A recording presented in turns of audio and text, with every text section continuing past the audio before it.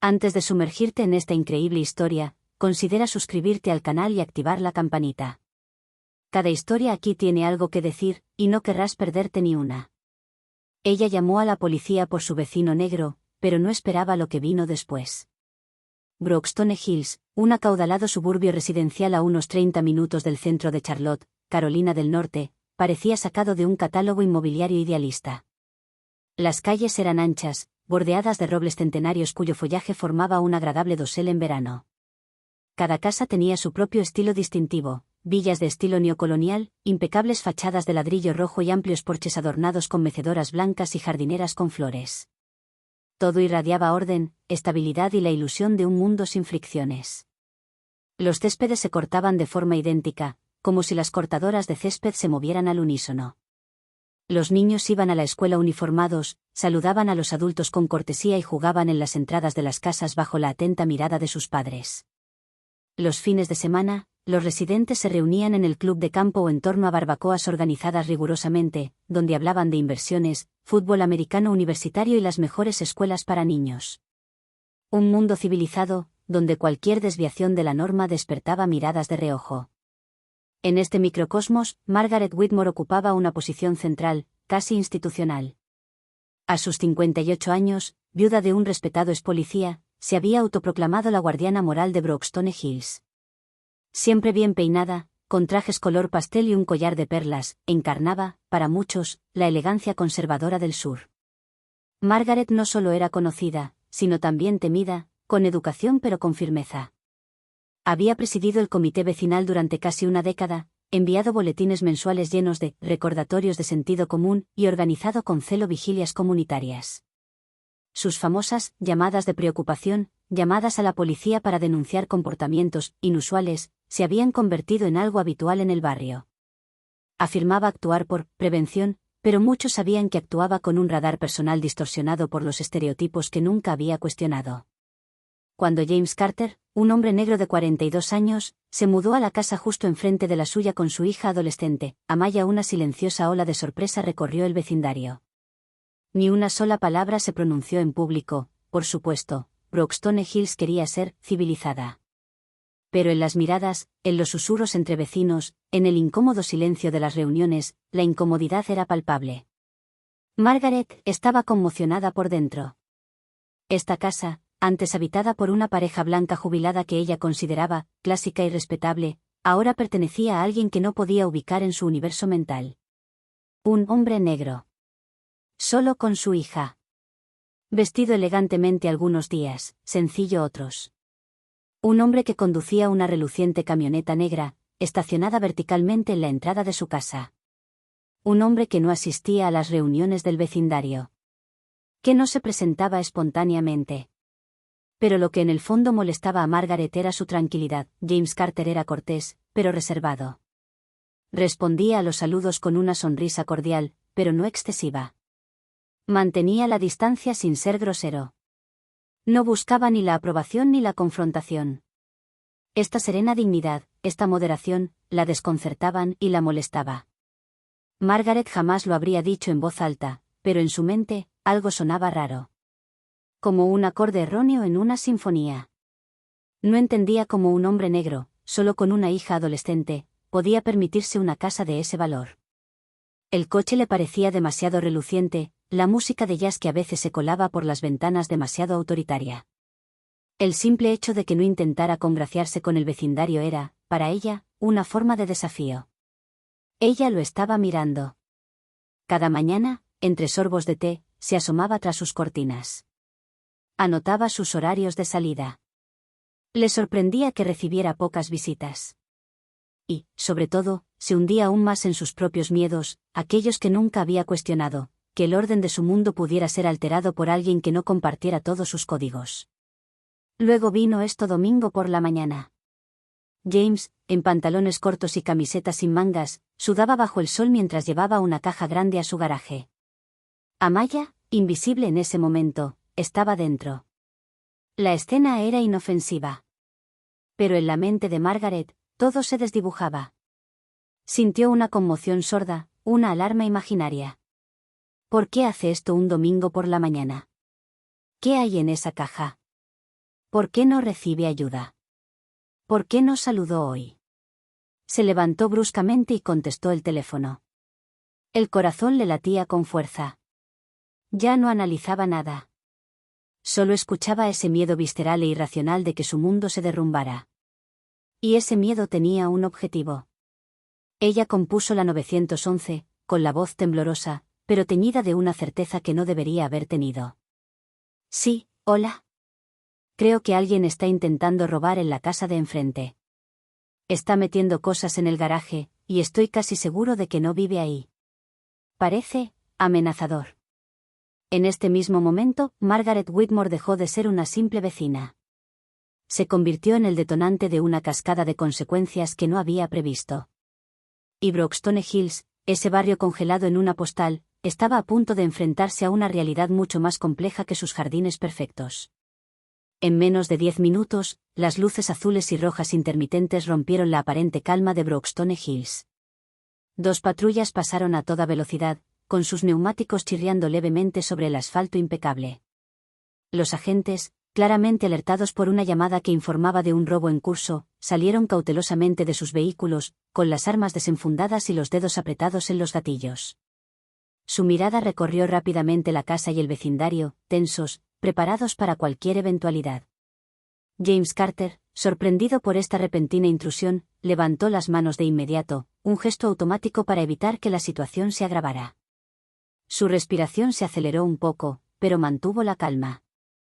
Siempre había aprendido a respetar a las fuerzas del orden, aunque a veces lo miraran con otros ojos. En ese preciso instante, Amaya salía de la casa con una botella de agua en la mano para ofrecerle a su padre un refresco. Se quedó paralizada. Sus ojos se abrieron de par en par al ver las armas apuntándole, y su cuerpo se convirtió en una estatua de terror silencioso. Los oficiales gritaron órdenes muy agudas. Manos arriba. De rodillas, ya. James ni siquiera tuvo oportunidad de explicarse. Sintió la brutal presión de las esposas chasqueando alrededor de sus muñecas mientras lo obligaban a arrodillarse sobre la grava de la entrada de su casa, mientras su hija observaba horrorizada. El sonido de las esposas resonó como un trueno en su mente. Amaya se quedó allí, temblando, incapaz de moverse, incapaz de hablar.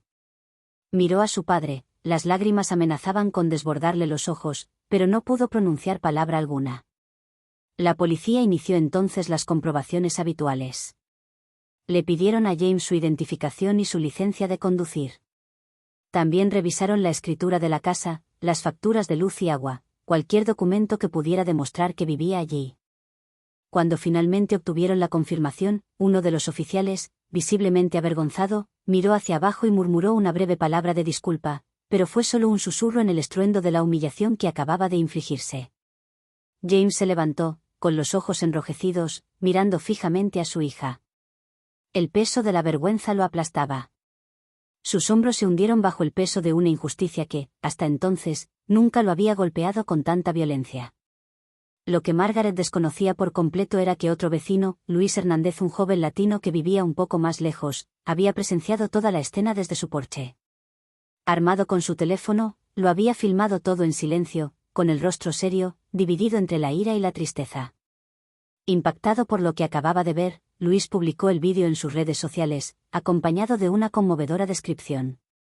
Esto es lo que está pasando un hombre negro tranquilo de nuestro vecindario debido a una llamada telefónica racista. En tan solo unas horas, el vídeo se viralizó en todo el país.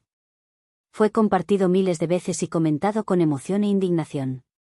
El rostro de James, arrodillado en la entrada de su casa, esposado y vulnerable, se convirtió en símbolo de una humillación silenciosa que millones de afroamericanos sufren a diario en todo Estados Unidos. Pero esta repentina notoriedad fue solo el comienzo de una tormenta. Reporteros impacientes y decididos comenzaron a llamar a la puerta de James, con las cámaras enfocando su tranquilo hogar, que se había convertido en el centro de un debate nacional. Él, que siempre había evitado los focos, permaneció en silencio, negándose inicialmente a hablar. James siempre había creído que sus logros, veterano de la Marina y reconocido ingeniero en ciberseguridad, lo protegerían de los prejuicios y las miradas hostiles. Se equivocó. Fue su hija, Amaya, quien le dio la fuerza para romper ese silencio. Durante una larga conversación, le confesó que quería que el mundo supiera lo que habían vivido. que quería que su historia sirviera para algo más que alimentar el miedo o el silencio. A instancias de su hija, James finalmente accedió a dar una entrevista televisiva. Habló ante las cámaras con serena dignidad, sin rastro de ira, pero con profunda gravedad. Habló en nombre de todos los padres negros que desean proteger a sus hijos de un mundo que a veces los ve como amenazas. Habló en nombre de todas las familias que deben luchar contra estereotipos arraigados y miedos irracionales. Su voz temblaba a veces, pero sus palabras resonaban como un llamado a la conciencia colectiva, a la justicia, a la humanidad. Esta entrevista fue una experiencia impactante. Brookstone Hills, hasta entonces anclado en su imagen de un Edén blanco y perfecto, ya no podía ignorar las profundas grietas que este incidente había dejado al descubierto. Durante este tiempo, el mundo de Margaret Whitmore se derrumbó lenta pero seguramente, como una fachada mantenida durante mucho tiempo que se agrieta bajo la presión de la verdad. Su nombre, hallado en los informes de intervención policial, se vinculó rápidamente con la llamada racista que provocó la humillación pública de James. Los internautas buscaron registros públicos. Lo que descubrieron fue una bomba local. En los últimos 6 años, Margaret había llamado a la policía 17 veces, y cada informe involucraba exclusivamente a personas de color. Padres llevando a sus hijos al parque. Un adolescente negro en bicicleta. Una familia latina mudándose. Siempre había justificado sus llamadas diciendo que, simplemente se trataba de seguridad. Pero para muchos, quedó claro que lo que ella llamaba seguridad no era más que miedo irracional y racializado. La asociación de vecinos, que había presidido durante más de 10 años, reaccionó rápidamente. Se organizó una votación de emergencia, se vio obligada a dimitir, y se emitió un comunicado distanciándose oficialmente de su comportamiento. Luego llegaron las peticiones en línea. Los vecinos, conmocionados y avergonzados, exigieron que se fuera del barrio. Sus viajes al supermercado local se volvieron dolorosos, las miradas, los silencios, los susurros. Margaret, quien fuera una mujer prominente en Brookstone Hills, se encontró, aislado, persona non grata. Pero nada la golpeó más violentamente que la mirada de sus nietos, que habían visto el vídeo viral. Una noche, mientras estaba sentada sola a la mesa, su hija Raquel, la madre de los niños, entró en la habitación, con el rostro demacrado y los ojos húmedos. Su voz temblaba de ira contenida. «Mamá, ni siquiera te das cuenta. Lo que hiciste es racista. Nos has avergonzado». Estas palabras, sencillas pero afiladas como cuchillas, destrozaron las ilusiones de Margaret. Ella, que siempre se había creído no racista, porque no odiaba a nadie o porque una vez tuvo un colega negro muy agradable, se vio obligada a enfrentarse al propio reflejo, un reflejo que ya no reconocía. Mientras tanto, la voz de James resonó mucho más allá del barrio. Fue invitado al ayuntamiento para testificar sobre lo sucedido. Su discurso digno, sereno y serio conmovió profundamente a los funcionarios electos locales. Esto condujo a la propuesta de un proyecto de ley local, Ley de James, una iniciativa ciudadana dirigida a penalizar las llamadas al 911 motivadas por prejuicios raciales infundados. El proyecto, apoyado por concejales progresistas y ciudadanos movilizados, fue votado en pocas semanas. Pero para James, las leyes no eran suficientes, quería un cambio humano, una transformación lenta, pero real, de mentalidades. Unos días después de una tensa reunión del Consejo Comunitario, cuando la sala se había vaciado y el silencio había regresado al vecindario, se escuchó un suave golpe en la puerta de James. En los escalones se encontraba Margaret Whitmore. Cansada, con ojeras, sosteniendo una carta temblorosa en sus manos. Ya no lucía su ropa elegante ni su antigua confianza. Parecía una mujer rota, pero quizás también una mujer que había empezado a ver. No espero su perdón, señor Carter. Estaba ciego. Mi padre me dijo que el mundo debía seguir como estaba. Le creí. Y ahora me doy cuenta de que le hice daño a usted. A su hija. Y a muchos otros, sin siquiera darme cuenta. Lo siento. James la miró largo rato, en un silencio pesado pero sincero. Luego, con calma, respondió. No la odio, señora Whitmore. Pero su miedo casi destruyó a mi familia. Solo le pido que mejore. Hable con sus amigos. Hable con sus nietos. Nunca más use su teléfono para herir. Úselo para comprender. Estas palabras fueron una puerta entreabierta. Un punto de partida.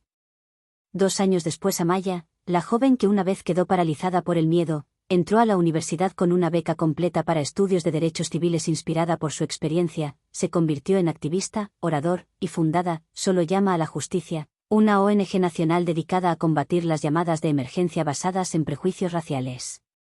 En cuanto a James, se convirtió en concejal de Equidad e Inclusión, participó en mesas redondas, apoyó reformas policiales locales y dio conferencias. Siempre humilde, siempre tranquilo, se negó a convertirse en una figura de la ira. Optó por la pedagogía, el diálogo y la integridad. ¿Y Margarita? Ella no abandonó la calle. Ya no buscaba liderar ni brillar. Pero ella asistió a todas las reuniones contra el racismo, siempre sentada al fondo de la sala, siempre retraída. Casi nunca hablaba, pero ella estaba escuchando. Había dejado de defender su pasado. Ahora quería comprender. Y a veces, escuchar en silencio es ya un primer paso hacia la redención.